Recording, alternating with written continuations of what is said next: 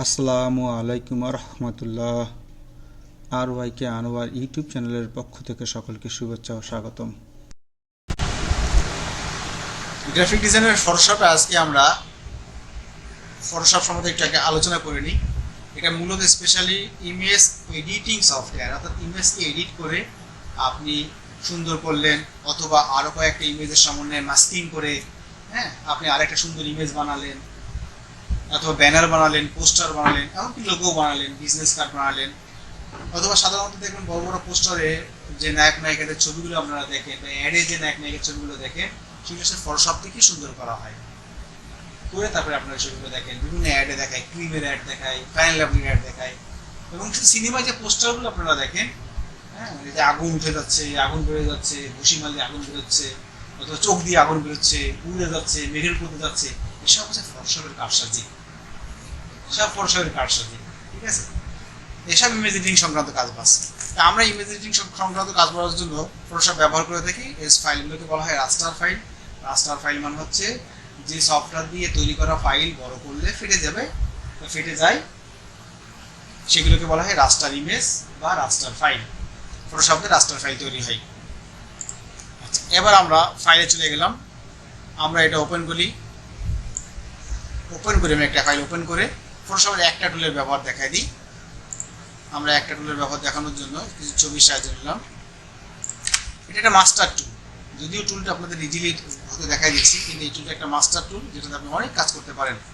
ফটোশপে আজকে আমরা দেখব স্পেশালি হেলিং ব্রাশের টুল। হেলিং ব্রাশ আসলে এক প্রকার না, হেলিং ব্রাশ এখানে সবগুলোকে হেলিং ব্রাশ বলা হয়।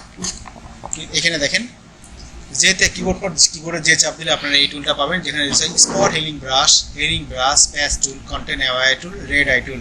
এটা মাস্টার একটা টুল ইমেজ এডিটিং এর ক্ষেত্রে, অনলি ইমেজকে এডিটিং করে সুন্দর করার জন্য এইটা হচ্ছে প্রথম এবং প্রধান টুল। আমি এটার বেসিক ব্যবহারগুলো দেখাচ্ছি, অ্যাডভান্স ব্যবহারগুলো আপনারা আস্তে আস্তে দেখতে পারবেন। বেসিক ব্যবহারে প্রথমটা হচ্ছে spot healing brush. Specially spot মশার জন্য এই টুলটা ব্যবহার করা হয়। আপনার ভাষণও আছে, এই ভাষণও আছে। স্পট হেলিং ব্রাশে যাবেন, মাউস এখানে গোল চিহ্ন হয়েছে। ফটোশপে মাউস যদি কখনো গোল হয়ে যায়, এর মানে বুঝবেন আপনি একটা ব্রাশ নিয়েছেন। এটা হচ্ছে ব্রাশ, হোক সেটা গোল ব্রাশ, মোছার ব্রাশ, রং করার ব্রাশ, বাট এটা একটা ব্রাশ। গোল কখন হয়? যদি আপনার ক্যাসলভটা অফ থাকে। ক্যাসলভটা আমরা লেখা বড় হতে ছোট হতে করি, কিন্তু এখন ক্যাসলভ জ্বালান, দেখেন গোলটা হয়ে যাবে প্লাস চিহ্ন। আবার ক্যাসলভ অফ করে দেন, কারণ এখানে ক্যাসলভ জ্বালানো যাবে না। এবার কন্ট্রোল প্লাস যাবে। ছবি একটু সময় বড় করে কাজ করতে হয় নিখুঁত করার জন্য। কন্ট্রোল প্লাসে বড়, কন্ট্রোল মাইনাসে ছোট। আমরা স্পেস দিই, স্পেস আছে হ্যান্ড টুল, দেখেন হাত হয়ে গেছে। বড় ছবি নিয়ে কাজ করতে গেলে আমাদের সরানো দরকার পড়ে, তাই স্পেস চেক করতে এক জায়গা থেকে সরাতে পারে। এটা ইলাস্ট্রেটরও আছে। এবার দেখেন আমি স্পট হেলিং এর কাজটা কি, মাউসের ডান বাটনে ক্লিক করেন। ডান বাটনে ক্লিক করলে আপনি যে স্পট ব্রাশটা নিয়েছেন, সেই ব্রাশটার সাইজ, এই দেখেন সাইজ বাড়ালাম, দেখেন বেড়ে গেল। এই বানানোর কোন আপনি মাউসের ডান বাটন ছাড়াও কিবোর্ড থেকে সেকেন্ড ব্র্যাকেট দিয়ে করতে পারেন। সেকেন্ড ব্র্যাকেট দিলে ছোট হবে। কিবোর্ড থেকে এটা সরাই দেন, এই দেখেন সেকেন্ড ব্র্যাকেট চাপেন, কিবোর্ডের সেকেন্ড ব্র্যাকেট, এই দেখেন ছোট হয়ে যাচ্ছে, এই দেখেন বড় হচ্ছে। একটা সেকেন্ড ব্র্যাকেট ছোট আছে। আর ডান বাটনে কি আছে? ডান বাটনে ক্লিক করলে আপনার একটা অপশন পাবেন, দেখেন হচ্ছে হার্ডনেস। অর্থাৎ ব্রাশটা কিভাবে হবে, যতটুকু আপনি নেবেন ওইটুকু রঙকেই মুছবে, না বাকি রঙের সাথে সেটা ছড়াই যাবে। এই ছড়ায় যদি যান তাহলে হার্ডনেস হবে 0। আর যদি ছড়াই দিতে না চান যে আমি যতটুকু অংশ ততটুকুই মুছবো, আর বাকিটুক মনে হবে যে একটা টিপ পরানোর মতো পরাই দিয়েছি, সেটা হচ্ছে হার্ডনেস। আমি একটু দেখাই দিচ্ছি দুটোর ব্যাপারেই। আমি আপাতত সফটনেস নিয়ে দেখাচ্ছি। সফটনেস আর ব্রাশ যতটুকু স্পট মুছবো সেই স্পটে ক্লিক করে এইটুকু মুছবো। যতটুকু মুছবো তার থেকে সামান্য একটু ব্রাশ বড় করবো, এই করলাম, ব্রাশ মুছে করে দেখেন।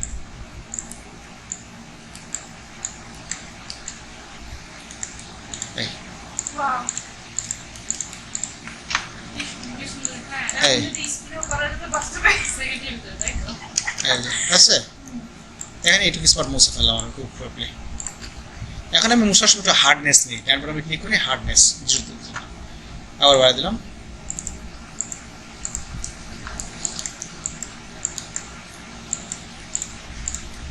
এই ছবিতে আপনি হার্ডনেস ভালো বুঝছেন না, আমি আরেকটা ছবি নিয়ে আপনাকে হার্ডনেস বুঝাই দিচ্ছি।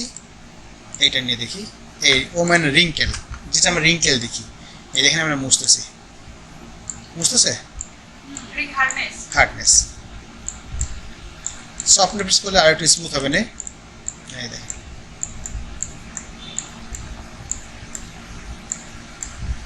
সময় নেয়। অবশ্যই মনে রাখবেন অরিজিনাল ছবিটা কখনো কাজটা করবেন না।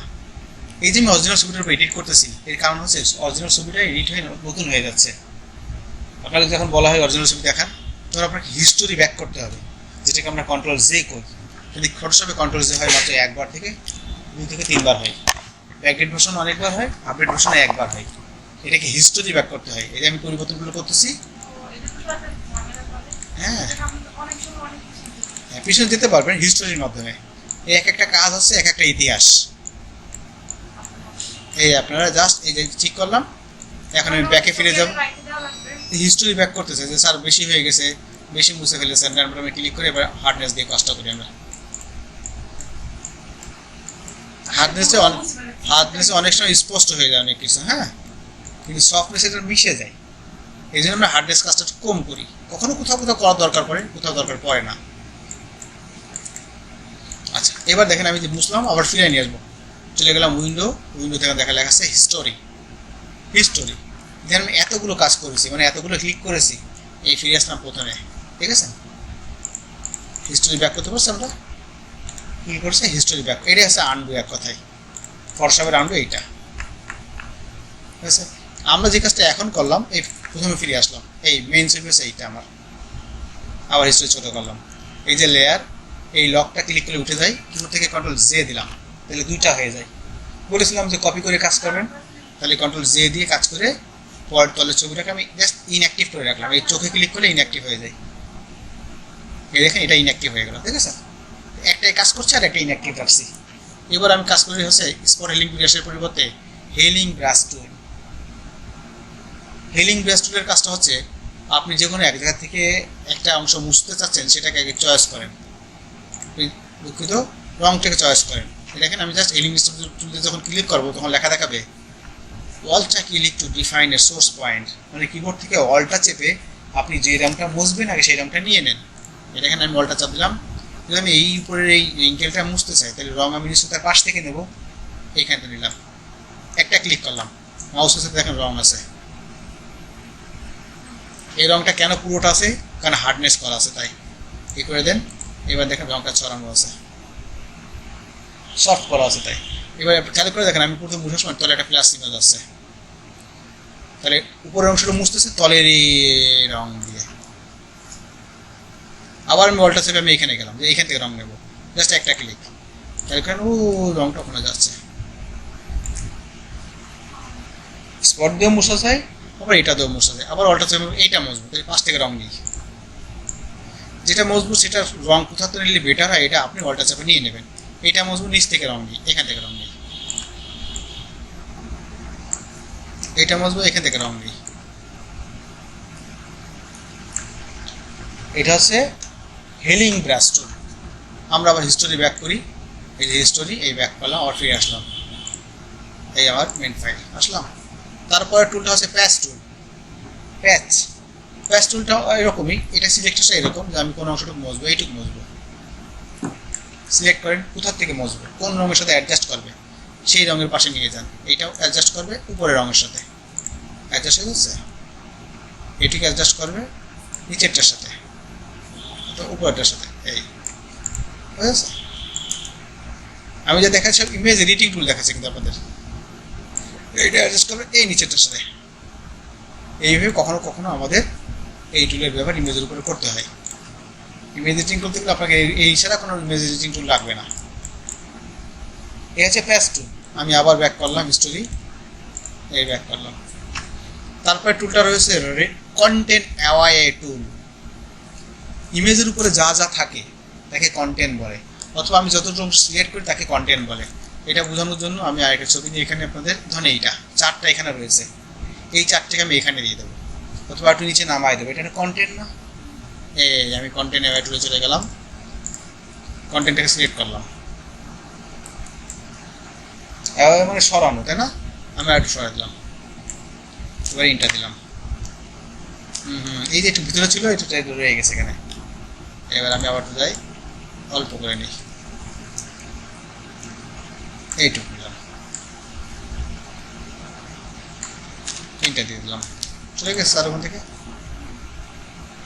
এক জায়গা থেকে একটা কন্টেন্টকে সরাই দিলাম, অ্যাওয়ে করে দিলাম। এইভাবে আপনি যেখানে ইচ্ছে সেখানে দিতে পারেন। তবে খেয়াল রাখতে হবে যে তলে যে রঙগুলো সেগুলো কিন্তু অ্যাডজাস্ট করা যায়। আমি এখানে চেয়ে দিলাম, তলের রঙের সাথে এটা অ্যাডজাস্ট হয়নি। এই যখন অ্যাডজাস্ট হয়নি তখন আমার কী করতে হয়, তখন আমার হিলিং ব্রাশের সাহায্যে কাজটা করতে হয়।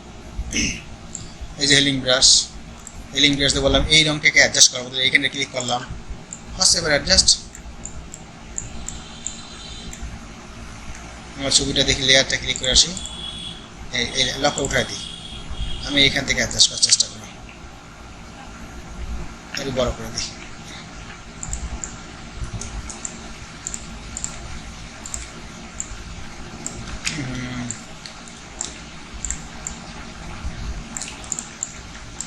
আর এক জ্বালা, পাশ থেকে ধরে ফেলে সময়, বুঝতে পারছে?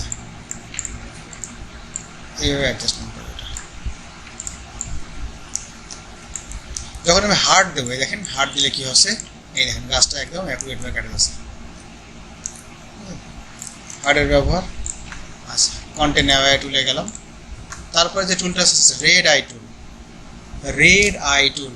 ক্যামেরা দিয়ে ছবি তোলার কারণে যদি কখনো চোখের কোনো লাল হয়ে যায়, বিশেষ করে ডিজিটাল ক্যামেরা তুলে সমস্যা হয়, রাতে বা সন্ধ্যার সময় তুললে সেই চোখ আপনি খুব এক ক্লিক করেই রিমুভ করতে পারেন।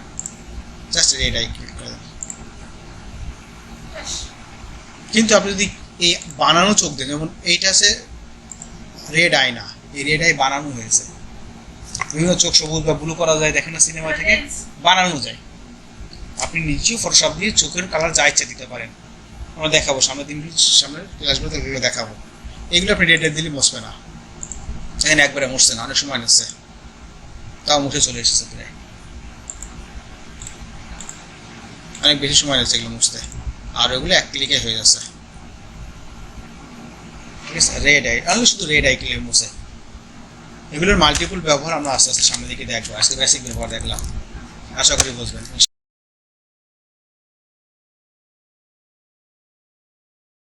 ইনশাআল্লাহ, আল্লাহ।